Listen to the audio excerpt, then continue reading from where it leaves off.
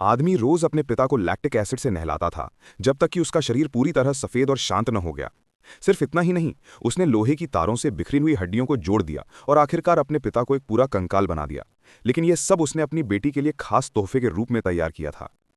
अजीब बात यह थी कि छोटी बच्ची जरा भी नहीं डरी और अपने दादा को खुशी से ऊपर उठाने दिया, क्योंकि वो बचपन से ही रोने धोने की आदत वाली थी।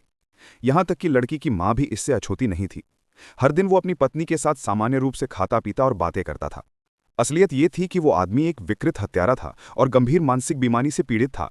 वो अपने लिए एक संपूर्ण परिवार बनाने के लिए निर्दोष लोगों को मार डालता और फिर उन्हें अपना परिवार का सदस्य बना लेता। एक दिन उस आदमी की नज़र नए पड़ोसी पर पड़ी। औपचारिक अभिवादन के बाद ही उसने योजना बनानी शुरू कर दी। उसी रात उसने सुना कि उसके पड़ोसी के आंगन से पति पत्नी के झगड़े की आवाज़ आ रही थी। वे अपनी मृत बेटी के लिए लड़ रहे थे।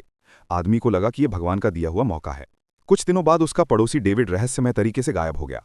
आदमी ने देखा कि पुलिस की गाड़ी उनके घर के बाहर रुकी हुई है।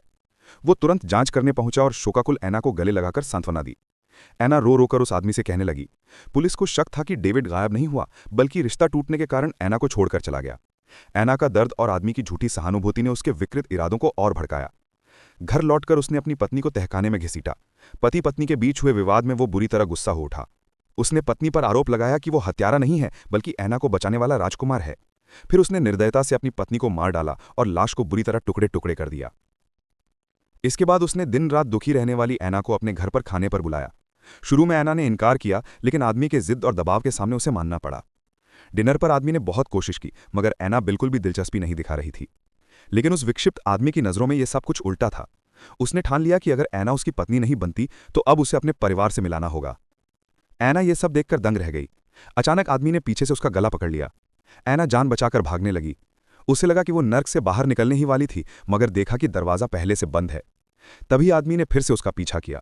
जितनी ज्यादा ऐना छटपटाती, उतना ही वो आदमी उत्तेजित होता गया। लगभग मरने ही वाली थी कि अचानक एक जोड़ी मजबूत हाथों ने पीछे से उस आदमी को बेहोश कर दिया।